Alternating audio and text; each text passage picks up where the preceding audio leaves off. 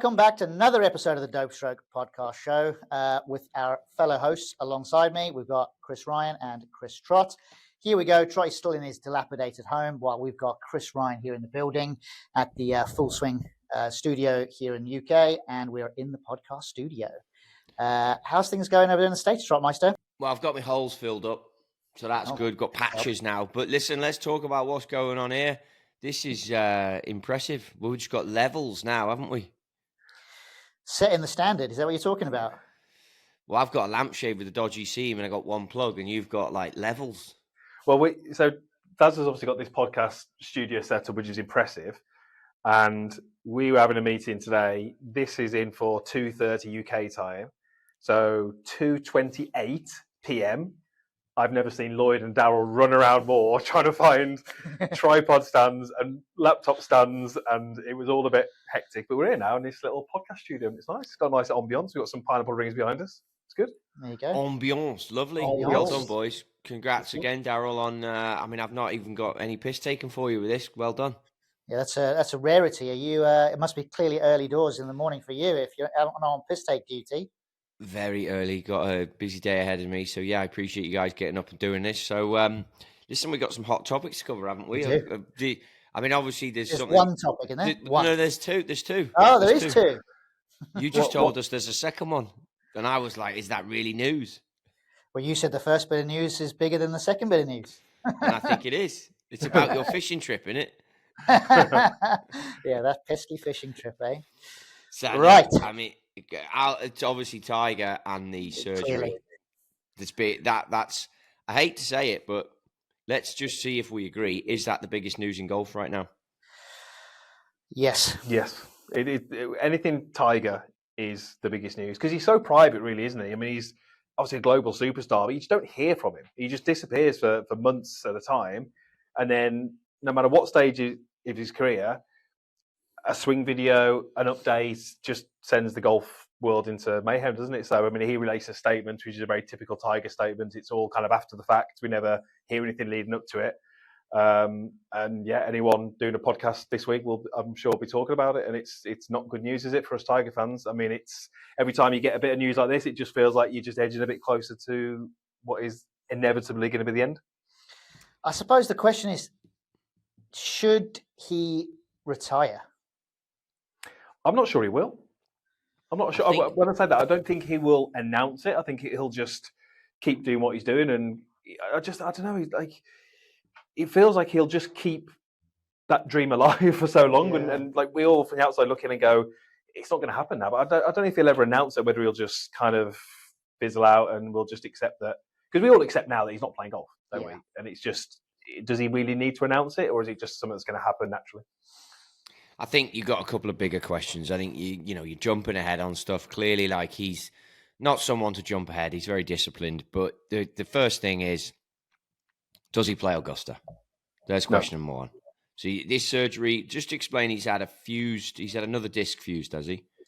It's slip disc. Yeah, he said he was slip disc, and he's had reached out to a surgeon. They've advised him to have surgery, and he's had it fused or removed or something. It's sort of like a replacement, ultimately, isn't it? I don't think it's a fusion thing, but like Trigger's broom, isn't he? Yeah. So Trigger's broom, yeah. It's the same like wood, just a different leg. Good luck explaining that one to anyone listening, flipping west of New York. Anyway, so he's had this whole disc replaced, back part surgery, right? We're saying we know not back for Augusta, or because it was left unknown. It's left unknown. So I don't think there's any response as to how long he'll be out of the game for. I would certainly think it rules him out competing for Jupiter Links in the TGL.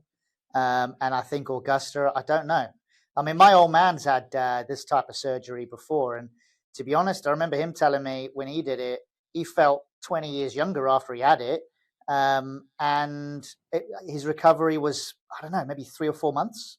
So I don't know. But the thing is, he's had so many surgeries, Tiger has.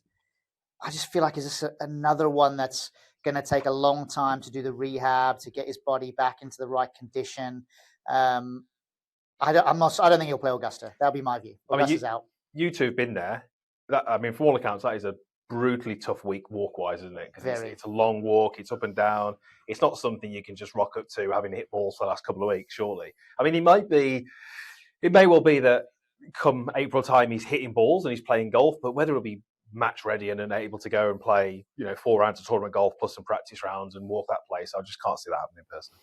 So let me frame this a little differently then.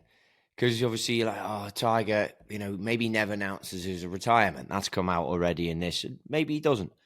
But at what point does he transition to being something a little different as a brand in the game as to what he is? At what point does he stick his hand up and take these Ryder Cup captaincies? At what point does he go deeper into the President's Cup? At what point does he become the sponsor's dream at TGL? At what point does he become the official starter at Augusta?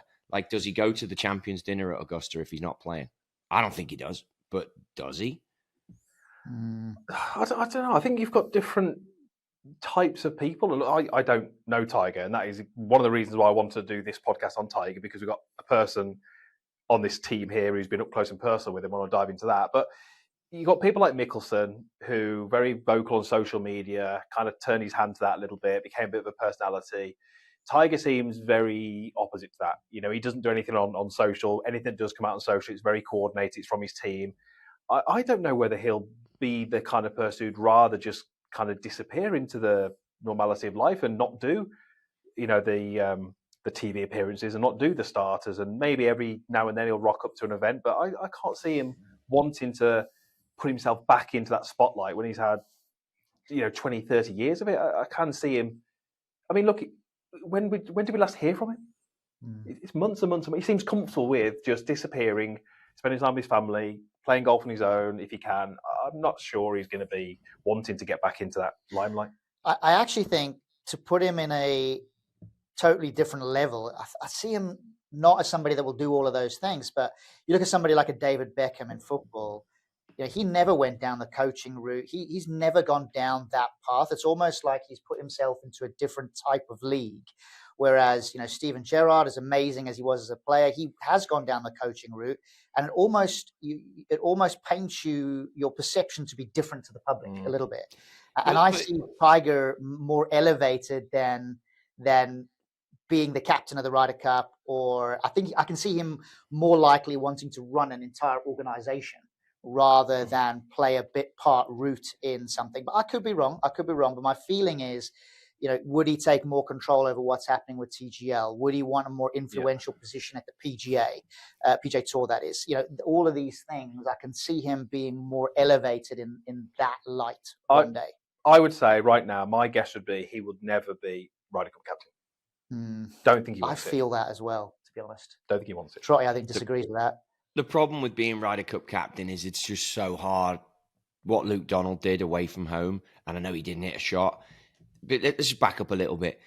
People's understanding of what Luke Donald did in New York is zero chance. Like they just don't get it. The amount of work that would have been, Eduardo Molinari, him, I'm sure Francesco, I'm sure Thomas Bjorn, I'm sure Alathabal, and Noren. No idea what that took to bring that together. That's before none of those boys that I've just mentioned hit a golf shot. What they would have done, having lived team rooms, having lived ranges at Ryder Cups and build-ups to Ryder Cups to make that happen, insane. Tiger comes back, plays TGL. Let's say it happens. People's understanding of what he's going to have to do in order to hit a golf shot that will probably deliver, let's say this operation is a success, 3 to 4 mile an hour ball speed, less I would assume is what it will probably offer, hitting into a screen that's a unique environment. For him to do that, and then people's expectations of what they think he should do in that scenario, miles off. I just think people don't understand the game and what it takes. Much the same as Aaron Rodgers, the recovery he had when he came back after his injury. People don't understand what he went through until a documentary comes out and tries to explain it. We can't understand it. Djokovic, Nadal, no one can understand what these guys are doing. The only thing that I would question that you've said there, which I don't think it's worked out for him, and you're like, I can see him running a tour. I mean, he's a huge voice, but can you really see him? Like, no, this has been a disaster for Norman, I think, in the live stuff. I mean, yeah, they've got it off the ground, but I don't think it's been a success. I think for Phil and for Greg Norman, I think live and running that and trying to get into that shows that these guys are used as public figures to cast opinions, and sometimes it's just tough in this day and age. And yes, you're extremely media savvy, and I think that goes full circle back to why Tiger keeps his circle just so tight. Maybe. I mean, I think Tiger could go down the route of owning a franchise, even in other sports. I think he'll be quite connected to other elements like that, using his contacts that he has across the sporting landscape to create different types of ventures and opportunities. I don't think he needs to necessarily or will be isolated exclusively to golf, but the reality is that his profile is the highest within golf. But, we only have to look at, was it the Forbes list the other day about athletes? Tiger pretty much been out of the game for the last 4, 5, 6 years since he won the Masters, really, in 2019. And he is still one of the most powerful people in sport, still one of the highest earning people in sport. I mean, what a position that is for someone that's hardly playing. So I think all of this, though, adds to the mystique. Like you mentioned Beckham earlier. And if I've not seen all the documentaries, I've seen some of them. But if you look at his wife, she is as driven as he is. They both are thirsty for the success. Because let's face it, of her career and then his career, golden. You could have just disappeared and done, you didn't need to do anything. But she wanted the secondary career in the fashion world. And I think that is amazing that someone wanted to get into that. And I haven't seen the documentary, but by all intents and purposes, it was very difficult to succeed in that world. I know nothing about it. But, he funded that and with her together in order for that to become a success. And now they've created this powerhouse brand, but you're two people in synergy wanting that. I think Tiger, you got one guy, he's got everything he could have dreamed for. And, well, he did. He made his dreams become a reality. Other than the Jack Nicklaus one, he did it all. There's nothing left on the table. And I think that the Ryder Cup was never on the table. I think running a tour was never on the table. I think having TGR business is just a something that he's got to do with the amount of money he's got. I think when you get to that stage financially, you have to do these things to just turn over the money and make sure it's not gone down a route that you don't agree with. And he has his Tiger He had a junior tournament this week at Pebble. I don't think he showed at that. Sometimes he does. Obviously, he can't now with the injury. He's living in Florida among millionaires and billionaires. He's obviously got the billionaire partner now in the missus. I don't know. I just haven't been around him a little bit, and the years it's taken me to get where I am with him, and I wouldn't even say I'm at the point where I'm texting him every week or seeing him. It's freaking, you got to earn your dues to get in there with him. And that's how we can talk about it, like from the equipment side, how you do that, and then from the media side, because I've had both sides, and it's really interesting. I've thought about it before we did this podcast as to how to frame this, but it's because I'm not going to say anything bad about the guy at all. He's been brilliant with me, but it took a long time to get there. And there are layers of people in his team, rightly so, whose respect you have to earn before you have any chance of being even around him. And that takes years. I mean, I think what we will find out from Tiger is because he's got, obviously, financially, he's probably doing better than us three, I think it's fair to say. Is he? So whatever he does, he's going to be what he chooses to do. He doesn't have to do anything he doesn't want to. So it's going to be interesting to find out. But just to sort of pull on that thread, Trotty, we obviously have a group chat, and I sent a message in the group chat to say, this was actually before the news came out of his back surgery, so it's good timing. But I said we should do a podcast talking on Tiger because, look, I've played golf all my life, nearly all my life. I work in golf, but at the end of the day, I'm a golf fan. And we've got someone on this podcast who has been up close and personal with Tiger in Trotty. And just as a golf fan, I've just got so many questions I want to ask you, and I just thought we should dive into that. You've touched on it a little bit there, because if you are a golfer, a club fitter, a coach, and you're doing social media, the pinnacle is almost to get Tiger Woods on your channel, and you've done that. So I want to touch on that. But when did you first meet him? And when I say meet him, I don't mean be on the range and he was hitting balls, I mean, kind of speak to him, be introduced to him, shake his hand, however that happened. Do you remember when that first interaction was? I can't remember the absolute timeline, but I just want to start this off by saying that when that text message goes through, and this might be a surprise to people, the first thing I think about when that text goes, "Hey, I want to do Tiger on a podcast," is like, okay, how much do I want to share about what I've done with him? Because he is very private. We've already established that in the start of this podcast. And it's like, how much do I want to say about what I've been able to do? Because he's given me the sense that, okay, I trust you. You're not going to say something daft. I'm not going to say anything, by the way, let's lay that out, you've got to keep a secret from me. Never has he put me in that situation. But I'll answer the questions because you appear to have a certain golfing IQ. And there's also scenarios when everyone's got a mic on in a media place where you've shown you've got my back, because it's easy to forget. I'm doing it more and more, but sometimes, you're not aware the mic is on and you can say something that's intended to be a joke that someone might take the wrong way. And if you're Tiger Woods, you got to watch everything you say. But back to the original question, the first time I truly got to do anything massively with him, we were it wasn't Detroit, but it was somewhere like Detroit at a tour event I was really surprised he went to, and it was all around the putter. And it was, I was trying to think on this timeline if I did the podcast with him before the putter. So it was one or the other, because I've lost track of which ones it was. So let's just say it was the podcast, because I remember being a lot more nervous there, probably because I'm in an environment at the time. I'd only just been given the TaylorMade podcast to host it. I was following a script somewhat. And I remember I think I've told this on other podcasts. I remember going into the VP of marketing and saying, like, we've got a shot to do Tiger. You guys have given me the bat here, which is amazing. But have you read the script? And he just said to me, no. I said, it's rubbish. And he's like, what do you mean? I said, it's just boring. It's just too golfy. And he just looked at me and said, change it then. And that was it. There was no one ever read the questions again. I just went and did it. And the podcast was so raw. It was about as advanced as my setup at home here to record.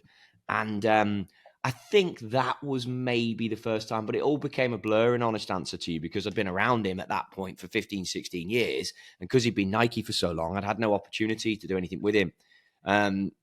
So yeah, for the sake of this podcast, that was one meeting. Extremely nervous about doing that. Could only find one podcast online to hear that he'd been on, which was with a child's baseball coach or someone who'd been a player and then was a baseball coach. It was weird.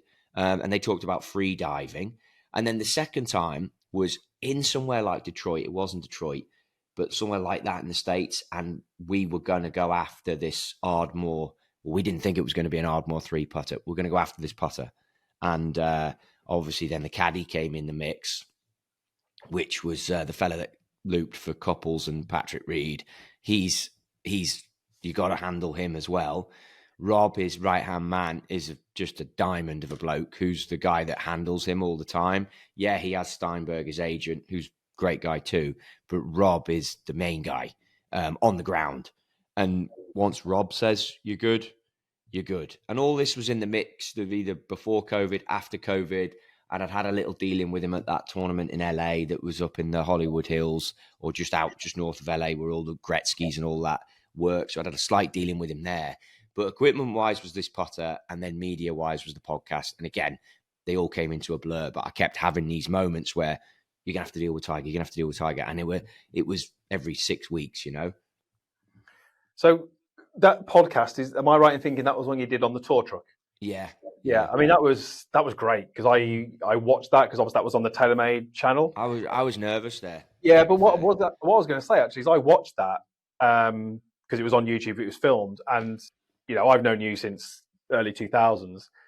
You just look like Trotty, and that was the thing that struck me. You just look like Trotty having a chat with a golfer. It was amazing. It was genuinely one of the best watches and listens ever. So you're saying you're nervous. It certainly didn't come across that way.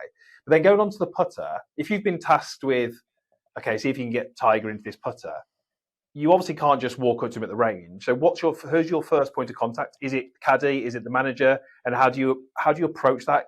Are you basically putting a mini business plan together, saying, look, I've got this putter, I want to have this conversation with him, I want to say this, and they vet you? Like, how does that process work? So start off, I mean, to hear you say that, someone who knows me, is massive on the podcast, because the behind the scenes stuff there, we should touch on that. This office on top of the truck is quite small. It's sort of like 18 feet by 15 feet. It's small and there's not a lot of space. And Ryan Lauder was there. He was a friend of mine, worked for TaylorMade at the time, and he'd set this up.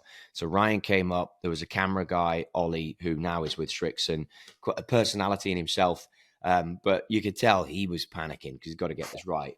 And Tiger comes up and he's tall and skinny, not overly wide. Like some guys like Aaron Rodgers, for example, just fill the room.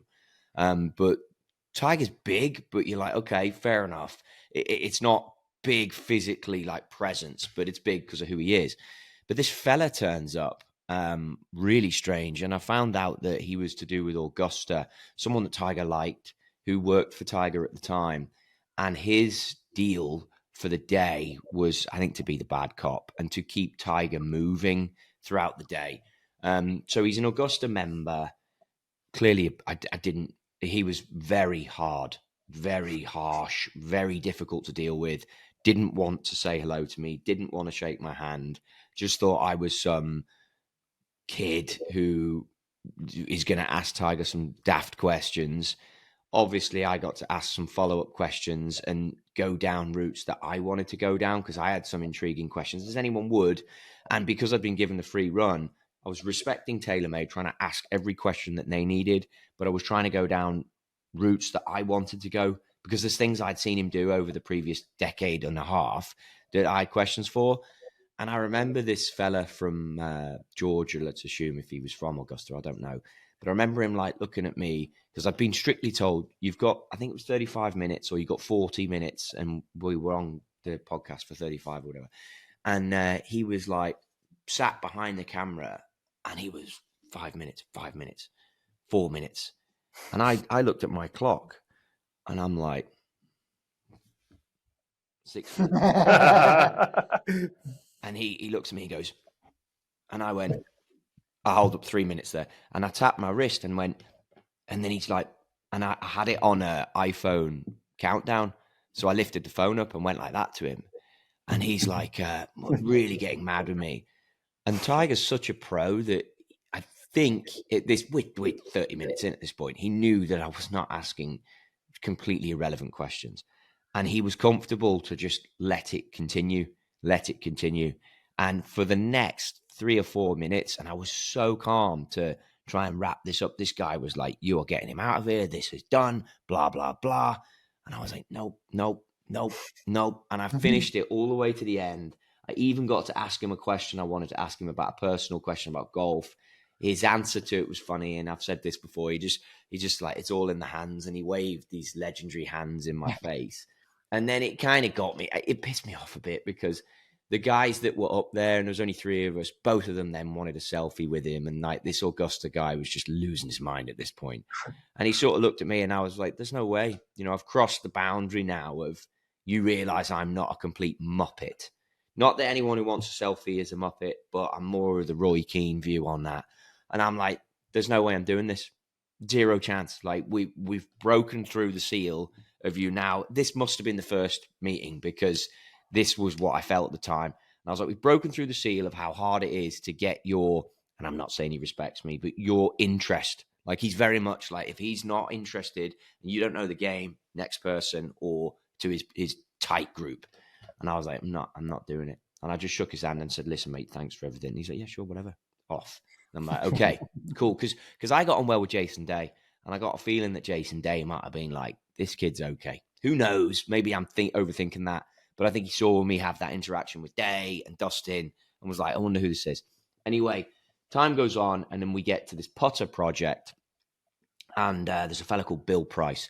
Bill, at the time, Bill designed the Ghost. I mean, this guy had Casper the Ghost on the inside of his forearm, and he had a red spider on the inside of the other tattoos. But he's not the type of guy who'd have a fat tattoo. I mean, he's like got to be close to 60 now. Gem of a guy. One of my favorite people over the time at TaylorMade. Like, so energetic, such good energy, my type of guy. And he held a senior role at TaylorMade, and he and I got on well. And it was part of the reason, like through COVID, we lost a few people at the company that got laid off or moved on. And I had never done putters, to be honest. And it's like, I said, well, I'll help. But it was partly because I liked Bill. So you get to work close with Bill, and the project comes together. You know, you get the message coming into TaylorMade. It didn't come to me. It came to Bill or to the people above Bill. And it was like, listen, you guys are going to get a shot to work with Tiger Woods. So be ready. Okay, what does that mean? And it turns out that one of the biggest challenges is he uses quite a weak golf shaft in the putter, and it's a Scotty Cameron has all these putter shafts. Scotty's buttoned up, you know, and he has all of them, and it's thinner than what, say we go and buy that KBS C-taper shaft or the putter shaft they make. I don't think they call it C-taper, but KBS make a stepless putter shaft. It's not thick, but it's standard diameter. On tour, it might get tipped an inch. Head weights will go up to 355 to 370 with mallets. But Tiger plays, you know, a little bit lighter head weight because he's played through different generations. But he's also using a very thin, tapered Scotty Cameron. It's a true temper shaft that Scotty Cameron bought out and got the exclusive pretty much on it. So to get that shaft was difficult because true temper wouldn't hold very many of them. Hideki Matsuyama is a massive Tiger fan, influenced by him like you wouldn't believe. Hideki uses that putter shaft too. So I think we had one, so we had to use it very wisely.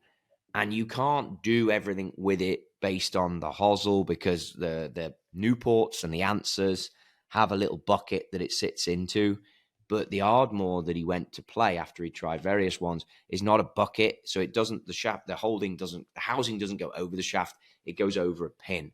So that had to be modified a bit. And the Ardmore was not going to be the front runner. But after you send all these putters to his house, and my understanding is he has several different types of grass and green in his backyard.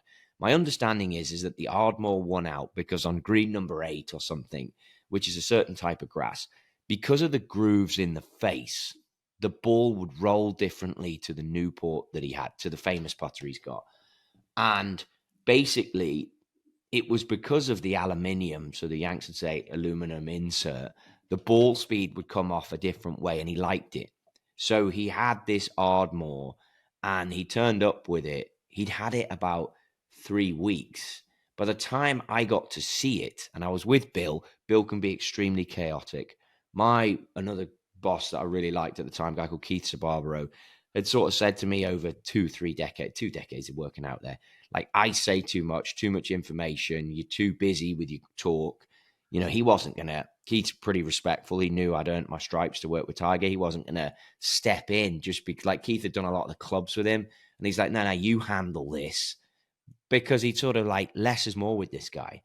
And we get in there to deal with this Ardmore, and Bill's all over the place, like, this and that and that. And I'm like thinking, fuck, don't say any of that. So I was just like, look, what's up? And he's like, I get to look at this Ardmore. He's had it for a few weeks. It's battered. I mean, there's already a little bit of a wear mark in the blade. He'd not really used the head cover, and TaylorMade putters aren't renowned for the paint being particularly well put on at the time. This was a unique one because Bill had done prototype ones, he'd milled ones, and then but Tiger was just using the generic normal one with the Cameron shaft in it, which is a true temper shaft, but we'll refer to it as the Cameron shaft. The blacked out ping had gone on there that someone from TaylorMade had to buy on the way home from work, and paid a fortune at one of the golf shops for these blacked out ping grips. And he gave me the Cameron, and we were going to try and look like we were falling in line, even though TaylorMade was very much a performance mallet brand and had all the statistics and the shot strokes gained to show why you should use a mallet. They were trying to mill a copy of his Newport, so a Soto that would look like his Newport. Like, that was the plan. We wanted to do that. And he liked the insert, so we wanted to get the insert in it. So I'm tasked with measuring. One of the engineers was on the truck, but measuring this Cameron and getting it how the information needed without scanning it. Ultimately, you need to scan these putters in order to make them perfectly, but we needed initial parameters and numbers. So I'm holding this thing, and it goes through your mind what you're holding. You're aware of it. But you picture the thing, you do everything, you measure it, you get the calipers out, you get all the information you need before it can go for scanning. And then someone comes on the truck, and like it was probably Rob, and he's like, he wants that moved half a degree upright. And you're like, okay. I must have moved at this point 50,000 of these things. So it's like, cool. And then I look around the truck thinking, someone else is going to move this then, aren't they? And they're like, go on then. Yeah, sure. And upright, it's only half a degree. It's nothing. Upright's worse than flipping flat, by the way, if you're going to break this thing. So I stick it in the vise, and I'm looking at this thinking, oh my God. And like, this is the vise I've never broken a putter. Like, you can't surely break a putter. So I tape up the vise, put the thing down into the cavity back, tighten it up half a turn less than what I probably would normally. And I go, it's half a degree. So everyone's got their own method of how they bend these things. A lot of the guys bend the putters with hands because they're so soft that you just put your hands on it and you can feel it. I'd always used the tool. There's a funny shaped bar that you can bend. Always used it. Never not used the tool. I put my hands around the hosel of this putter to bend it with my hands. And I stopped myself and I'm like, what are you doing? You always use the bending bar every day of your life. And Keith looks at me, my bot, and he's like, what are you doing? And I'm like, no idea. Pull the bending bar out, bend it half a degree, take it back to him, and he's like, you've not moved that. I'm like, yeah, I have. And he's like, you ain't. I was like, yeah. Go back. So I go back to the truck. I'd moved it like an eighth of a degree, nothing. So anyway, he's so switched on with it.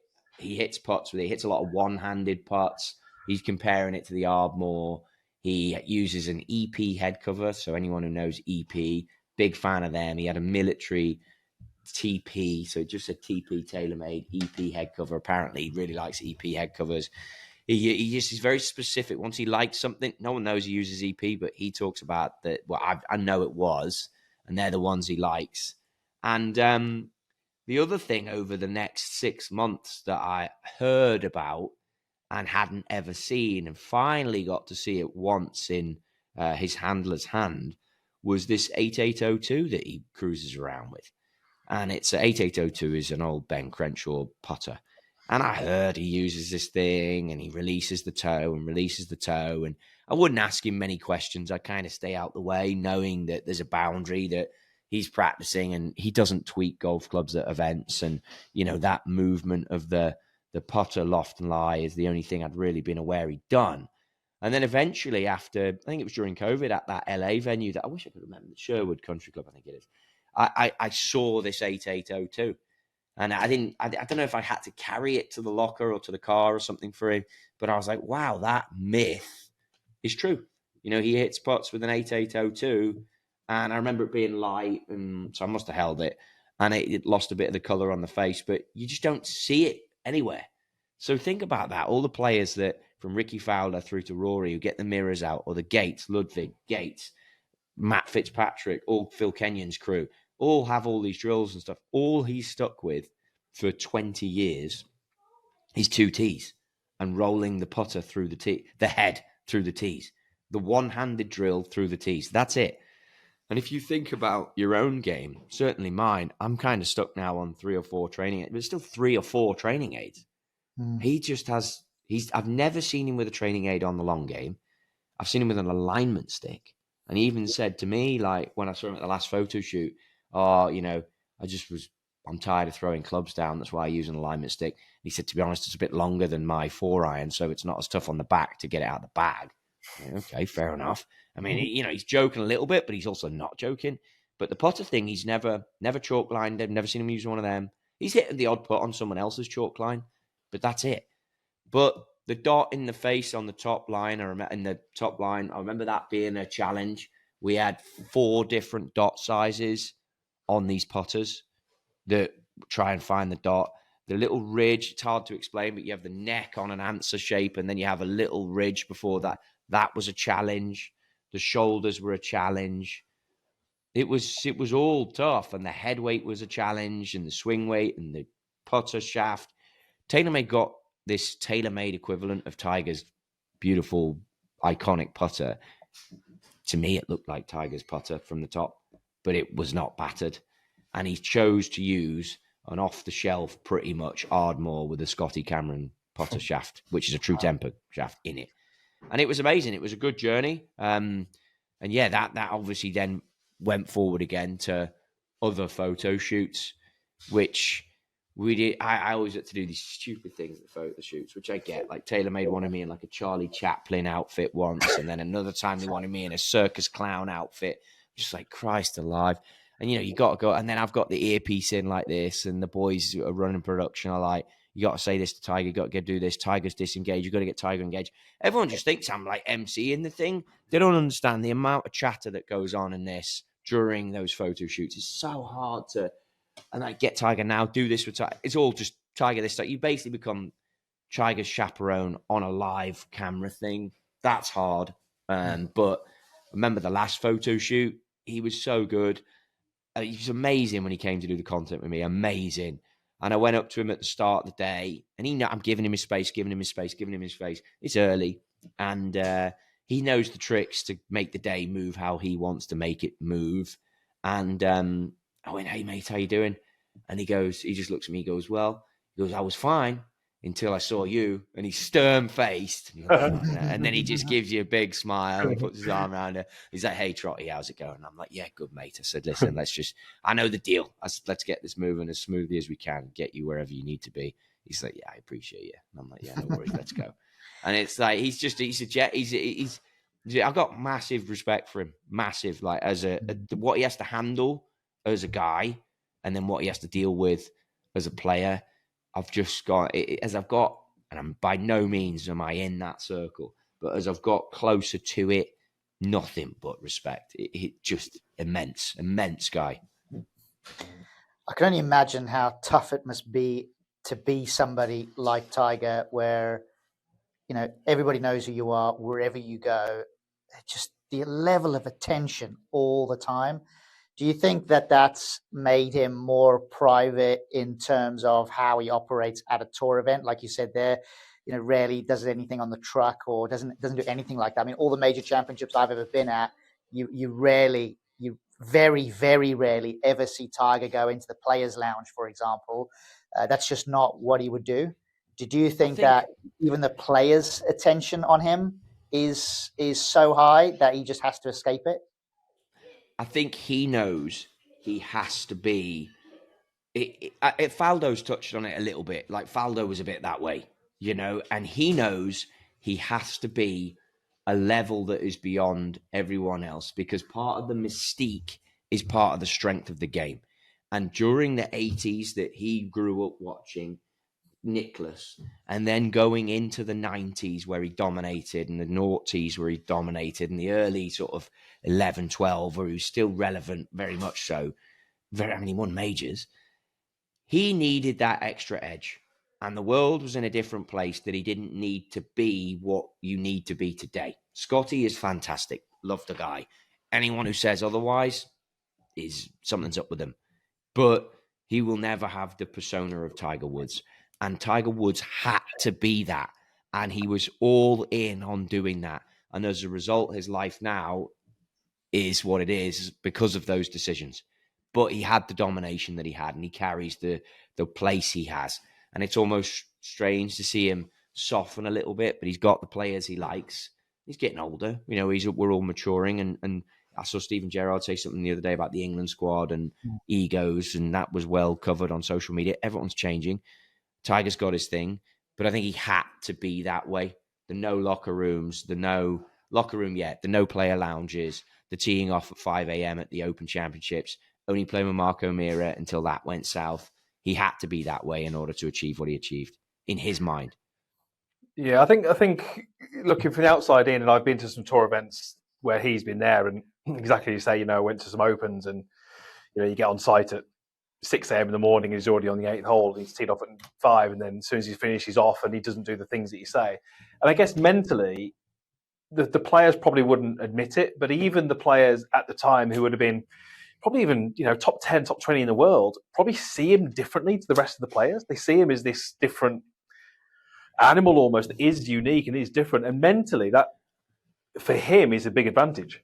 To be seen that way. I'm sure they wouldn't admit it, but he did have this aura, and I guess for him, whether it was intentional or not, that would have been maybe half a shot advantage for every tournament, because there's other people in that field who would have been trying to win, but deep down they're looking at this guy going, he's just something else. He's different to everyone else. But Bubsy, I told you about the US team room, didn't I? We discussed that. I told you about how he just took himself to bed at 7 p.m. every night. Yeah, I mean, which is why right back at the start I said that he won't be Ryder Cup captain, because he's not that kind of person, is he? He's not that kind of friendly team player. He's not someone to galvanise a team, I don't think. And that just speaks to that, really, if he's off there doing his own thing. Yeah. But, and I get it, because the Ryder Cup was not part of the plan. I mean, Rory's obviously made it the plan. No. But it wasn't the plan. Again, nothing but respect for him. It's very similar to... I know nothing about American football, which made my journey and relationship with Aaron Rodgers just so unique, I think, because I don't know one play. And I think that Rodgers was like, well, this kid's not joking. He doesn't have a clue about this game. And then he and I really like that guy.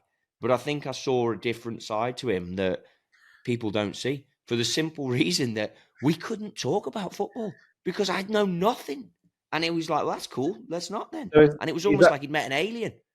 So is that why you think you had a decent relationship with Tiger then? Because he soon realised that you knew nothing about golf. I think he realised that I was, in the end, same generation, effectively. Like, we're not, because he's maybe half a generation older. But the little one-liner jokes that he says, the banter that... I'm not going to take offense to stuff that he says. And, just stuff that you don't want to repeat, that he drops a comment on, or things that I stop him. I think he was like, yeah, all right, this guy, like, I think I must be close to Jason Day's age. And he's like, it's the same. We've seen the same things. We've grown up listening to the same stuff. He's in, it's fine. And I think we got to that stage where he's like, it's fine. Like, it's cool. I mean, I'm obviously, I've followed your career from afar, and whenever you went European Tour, then you went the Asian Tour, PGA Tour. I've obviously not been there over your shoulder, but from the outside looking in, one of the things that I think I've noticed with you, and I think part of the reason why you got where you got to, is that when you were at the Belfry and you had a 15 handicap golfer and they wanted a certain driver and they weren't hitting it well, you would quite happily say to that 15 handicap golfer, that driver's not right for you, you're not good enough, this one's better. And I feel like as you moved up through the ranks and you started to work with European Tour players, Asian Tour players, PGA Tour players, you would have had that exact same approach. And I think it's probably pretty easy for someone to start to get into the realms of PGA Tour and start to change what you say, to start being a yes man, to start saying what you think they want to hear. Can you speak on that? Is that something you've done naturally? Is that something you've been aware of through your career? And go back to that podcast. You're sitting there arguing with the greatest player on the planet, and I just see the guy that I worked at with the Belfry, just this guy who just comes across really nice, really natural. Do you think that's why you got so far in your career? Because you just say what you think? Before you answer that, when I first came out onto the tour many years ago, I did one event. My first event was Singapore, and then my second event was Johor in Malaysia with Trotty. And this is how I knew how he got clubs in play. Is he would basically walk up to a player and go, listen, what is this shit in your bag? Get that out. I'll put a TaylorMade in and you'll play that for the rest of the week. And that's how direct he would be with the players. But I also think that the players never had those frank conversations, and Trotty clearly has an ability to do that, yet these people still seem to like it. And I think that he was able to say things to players that others were just too afraid to do. That was my point. I mean, I say it wasn't up close and personal, but from the outside looking in, it does feel like you spoke to them in a way that they really respected, as opposed to having a lot of yes men around them, yes women, and just people saying the right thing. It's good. I should take it the way it's intended, and I will, which is cool. But I've never been able to be another way, and I wonder, with the skills that I have and the sport I like, what other jobs I could have done. I'm not sure. How would I have got on? I can follow the protocol, of course I can, but I found a job for 2 decades that was the perfect job for me. Simple as that. I think that's the way I can summarize that. You had to have the success at the I mean, there's many things that fell into place. The company I worked for, the learning your skills in Europe, which was home, then going to Asia to test your skills in a culture that's very different, golf courses that are very different. And then finally, like, putting the cherry on top on the PGA Tour, which is where I always wanted to be. It worked out, but it was because it was the right company. If I had been it could have been a Callaway, to be honest. They would have been okay with it. But if it had been a Titleist, I'm not sure. They're very buttoned up, huge respect for it. If it had been a Ping, not sure. Like, I was able to be who I was because of the name on the hat was a little renegade, because at the end of the day, the CEO at the time was that way and the marketing was that way. So you needed people that could go out and do what I could do. And it was very much round peg, round hole. But to work with the best, and having been around the best and seeing who they're influenced by when it comes to financial investments, when it comes to managers, when it comes to caddies, you have to call the shot when the shot is there to be called. And if you don't call it, you don't get a second chance. And you will get pushed out of every circle that you're trying to work. Someone will try and step on you. And you have to get your elbows out and you have to be like, go F yourself. This is going in play because this is right for you. And if it's not right for you, I'll freaking tell you. But if you give me half a shot, I'll get it right for you. And you have to be ultra aggressive to get in that mixer. And that's what I was. And I loved it. Still love it. But, you know, the guys on tour are getting younger. And I want to do other things. And as I go in to do other things now, I'm not going to change the way I do it. And if people eventually are fortunate enough to come and see me for a golf club thing, I'll be telling you how it is. And if you like it, you'll leave a better player if you put the work in. And if you don't, it's on you, buddy. The game gives you no grace. I've just started my own golf game playing well again. Why? Because I've been putting freaking time in. Proper effort. If you put in half in this, half effort, you get half out. 3/4 effort, you get 3/4 out. No effort, you will not get anything out. And the tour is the same. And you can't, if you meander around, with the greatest respect for a lot of people that have been out there, you either end up off it very quickly or you work for a company that just is small time irrelevant. And some of the guys who work for the small time companies hustle their ass off and they're in the right jobs. And that's why you see these little companies break up, like Lab. Lab started as nothing. How did it do what it did? I mean, I was with the CEO of that company when it was nothing, and he was beside it. No mates on tour, no one to have dinner with, no players in the stuff. Weeks upon weeks out on the road. No one cared. No one even wanted to talk to him.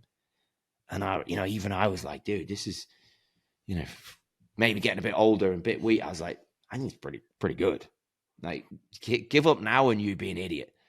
And he looked at me like, really? And I was like, I'm not going to give you half a yard, but give up now and you'd be an idiot. And then that was that, he kept going. And it's because at the end of the day, it's like a fraternity out there, the people who work out there for sure. And once you've earned your stripes, you've forever held in high regard on the tour. But yeah, it's good to hear you say that. And yeah, that meant I had success. I don't know if I'd have had success in other fields with that technique, but it's confidence as well, right? It's once you got the confidence and you know what you're doing, and it's hard to do something you've never done before. When you're bowling up to players who are world number one and you've never worked with the world number one, or you've never had a bag that's won a major, or you've never been involved in Ryder Cup winning bags, or you've never done a driver launch, that's tricky.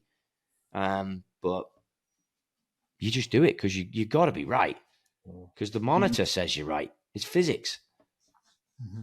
Do you think, just going back to the point about Tiger earlier, and you're talking about the drills and everything that he does, which is the same type of drills that he's done year after year, decade after decade now, do you think he knows himself in the same way that you know who you are and the way that you respond to people out on the tour?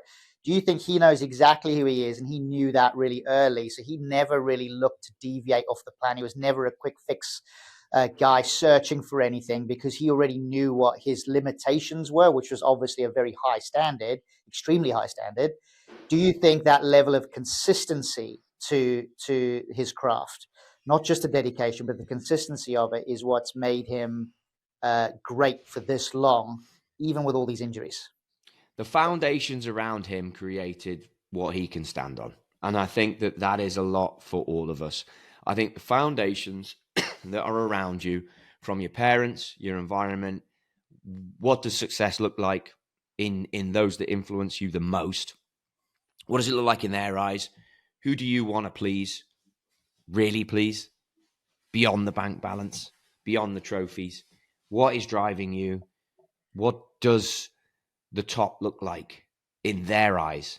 I think all of that sets the bar. And I think that where you've hit the nail on the head, I think, look, at the ripe old age now that I am, I know what works for me. And I have a guy that Mark Ramsdale, friend, been a friend of his for 25 years, is pretty much the only guy that I send golf swings to or trusted people. I asked Bubsy when he was out, played like crap, said to Bubsy, what is it? Tell me. And I needed a slightly different opinion of someone who knows my game, gave me a good answer. He was right. And it's like, shows that I'm on the right path. But I wouldn't ask any random that. I'd only ask people that know me. And I think Tiger knew his own game from very early, and he was able to just stick on the line. And I think as we transition this podcast into like, and then Bubsy can be better answering this, the coaches he went through, he changed the method at which he swung it for each coach. You know, that Hoylake Open, that golf swing was way different to where he is. Way different. The one thing that stands out to me with him, and it's a bit of an enigma, I can't really fathom where it comes from, but you've spoken there about his putter and his drills. So I think he came on tour with a Scotty Cameron putter, transitioned to his Newport, used that throughout his career. Yeah, he had spells where he dived into different putter, but essentially for the length of his career, he had that putter. Drills, 2 tees, used that. Putted one-handed. So throughout his career, he's kept it the same. You look at when he played his practice rounds, it was the same. You look at what he did after his round, the same. Everything was the same. And then you look at his golf swing, changed it like 5 times. It doesn't seem to fit with the rest of the picture. Now, whether those changes were more around injuries versus him actually getting bored and trying to change it. But when you look at him as a whole, he's got one side of his career which is almost consistency, do the same thing, I found what works. And then his golf swing side of things is like, I'm going to change it 4 times and I'm going to win majors with different golf swings. And that to me is a little bit of an enigma. And I do wonder whether that is essentially around injuries and around the limitations he had with his body versus just trying to be a better golfer through changing mechanics. I think you're right. I think there must be an injury thing in there, and we've never asked him that. But don't you think that that's the nature of the game? Like, the game's always going to leave you wondering if you could do it slightly better than how you did it yesterday. Like, I've just played 2 of the best rounds of golf this week. I try and play twice a week. Freaking 2 of the drove it like an uptake. This is exactly what it is. Like, didn't drive it well. Score was good both days. Okay? So what did I do last night? I hit 68 drivers on a full swing kit at the range last night, which is a lot of drivers. Like, people aren't hitting that many drivers. It's 68 of them. And when I left, I was still like, okay, what have I got better there than when I turned up? And I think for him, there's always an element of something out there until the D plane was publicized, until all that became knowledge that you can't argue with. Like, we were living off John Jacobs' ball flight laws, and they were wrong. Nothing against John Jacobs, but he did what he could do with what he had. But we proved that was wrong. See, I look at the golf thing, and we've touched on this before, but I use Tiger as an example when I talk to people about the golf thing.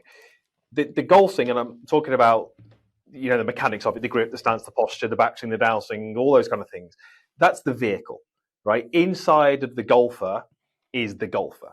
So I always say to people, look, Tiger won majors being coached by Butch Harmon with a certain golf swing. He then went to Hank Haley, changed his golf swing, and won more majors.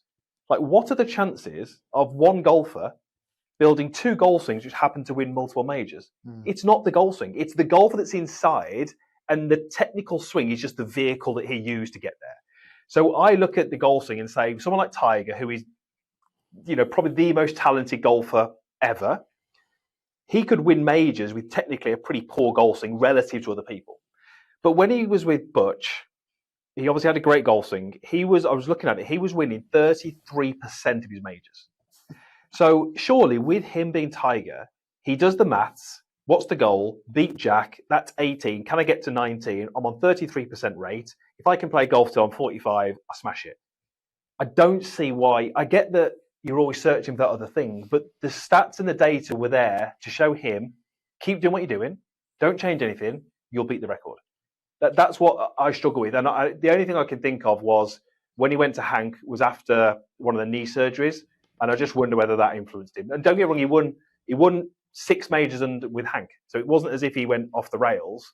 But I just think that with someone like Tiger, you've got this immensely talented golfer who can win multiple majors. With his golf swing, you just have to make it so that he can go and play golf. And with Butch, he had that. I don't think he needed to change. But there are layers. There's layers to this that we don't know. Why did it take me a decade and a half to have the first interaction really with the guy? Because layers didn't work. Nike was involved. It wasn't meant to be. He didn't touch equipment. There were many layers. There's many layers to the Butch Harmon Tiger Woods relationship. Yeah. And then there's many layers even written in The Big Miss. I haven't even read The Big Miss. I don't think Tiger loved that book being written. But it's layers. I've seen contracts and values that Hank's had over the years, partners off the back of that. I think that's a layer that Tiger knew he was given to these people. And then, there's even other coaches who've gone in the mixer that didn't quite have the success, but got him maybe at the wrong time, they'd say. But when you get with him, the Comos of this world, the Foleys of this world, think what it does for your brand. Even my brand, we're sitting here talking about it. I've benefited off Tiger. Nothing like these other guys, but have benefited off him financially, off Tiger Woods, and reputation-wise, 100%. And stories that I can tell either publicly or privately about Tiger Woods. Everyone is in it because, as we said at the top, he is golf. He is our Pele, our Muhammad Ali. He is it. It's our Kobe, our Jordan. He is it. And he's as big as those lads, for sure. And that's why I feel personally that he's going to transcend all of these other things like a Ryder Cup captaincy and everything, because he's an enigma. He's too big. He's big. To say the phrase bigger than the game is a big, big call, but he is the professional game. Still today, he's still a massive part of that. And for me, when it comes back to the very origins of this podcast, as we began a while ago now, should he retire? I don't know whether he should retire or not, because I still think that he's relevant for the game, but I think that he can metamorphosize into something else completely again. And I think he can dominate that in however deep he chooses to go. The world is his oyster, but I don't think for him being put amongst the same category as others is where his brand should be. I think he's bigger than that. Like a Beckham in football, or a Kobe, whatever it might be in these other sports, these massive names. So here's a question: 15 years from now, or 20, or 25, or 30, who knows? Do you think he ever hits that opening ceremonial tee shot at the Masters? I don't think so. No, I don't think he does either. I don't. How weird is that all three of us straight away said we don't think he does? I think he's different. I think he's done golf wise because, let's say his surgery goes well. Let's say he gets hitting balls. Let's say he hits it well enough that in his mind he thinks he can compete at Augusta.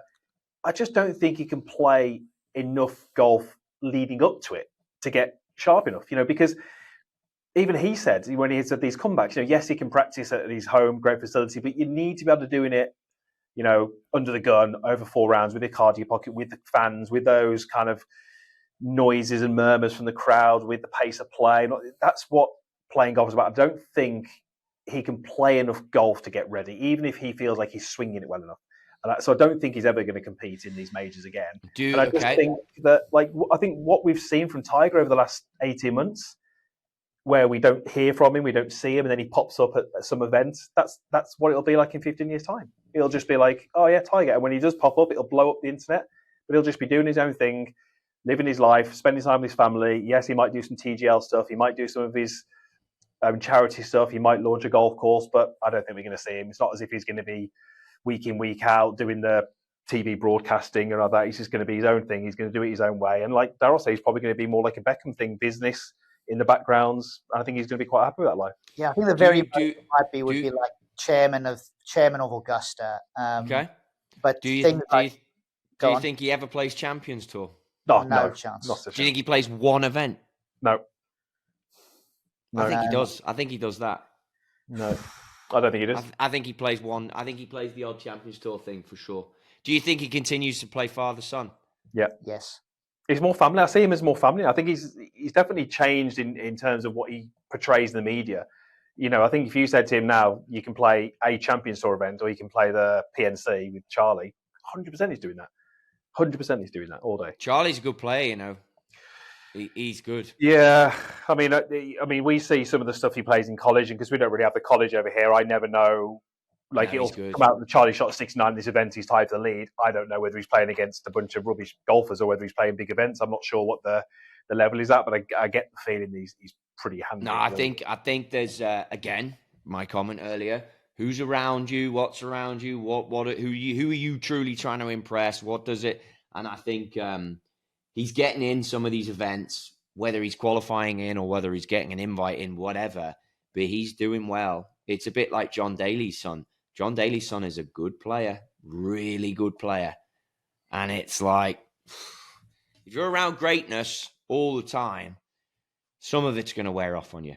Look at how great a fitter you become, or I've become, through 2 decades of doing this. It's a joke. It's you can do it with good players off sound. That's how I'm so fortunate to have started this without launch monitors and now have a launch monitor to do it. It makes it so easy. When I started, I was not doing it with launch monitors. And I'm so glad that was the way it was, because you end up so much better. And it's like, if you get a kid now and you can, I think Tiger's done this with Charlie, you can teach them what is a ball flight and what does a divot do and what's happening. Tell me before you look at that little box on the floor, tell me what that did.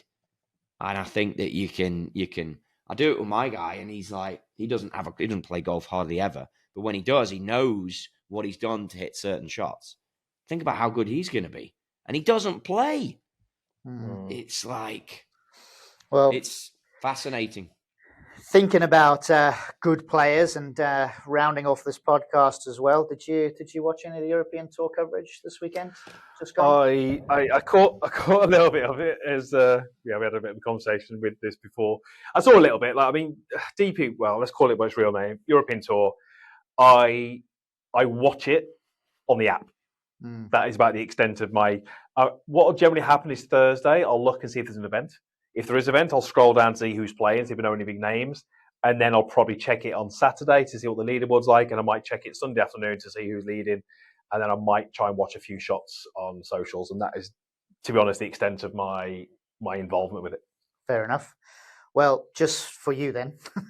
I saw he won. You saw he won. So I've been talking about this guy on the podcast for a while. But Marco Penge, 3rd European Tour winner of the season. I mean, I'm really hoping that this guy, when he gets over to the PGA Tour, really, really pushes on and really gets moving with his career. Hits the ball a country mile. He's got a little bit of swagger about him.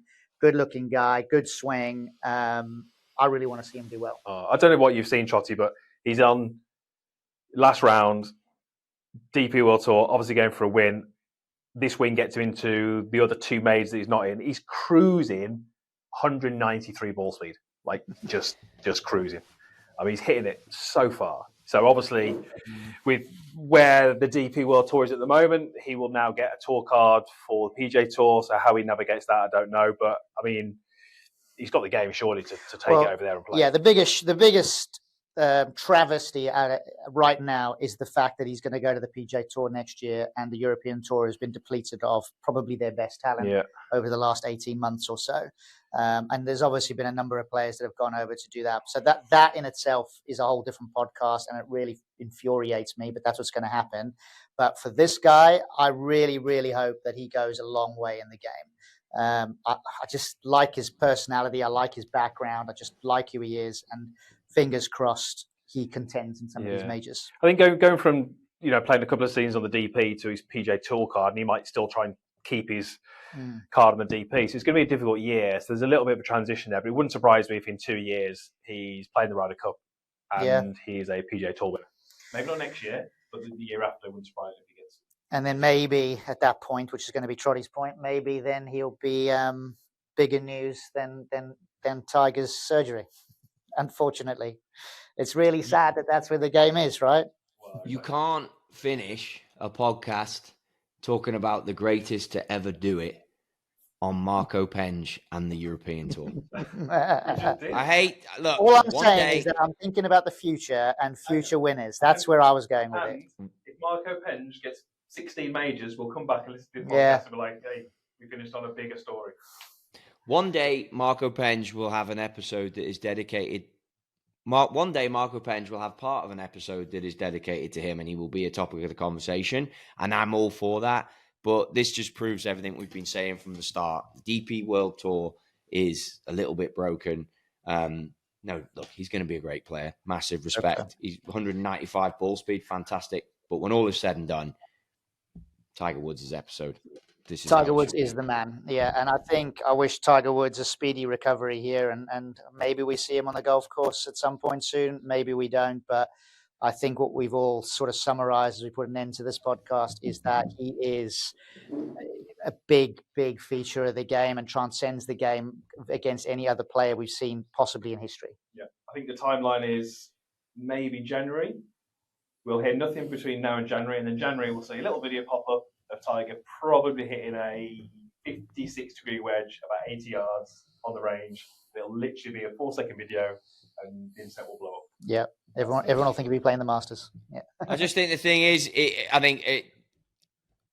we all love him, and I think from our point of view, all three of us, it's as many in the industry we speak for, it's a huge thank you, because without him, we're not having this conversation. Without him, golf isn't what it is. And I think all of us need to show a thank you to him. And if space is what the guy needs, then get it. Wish him a speedy recovery.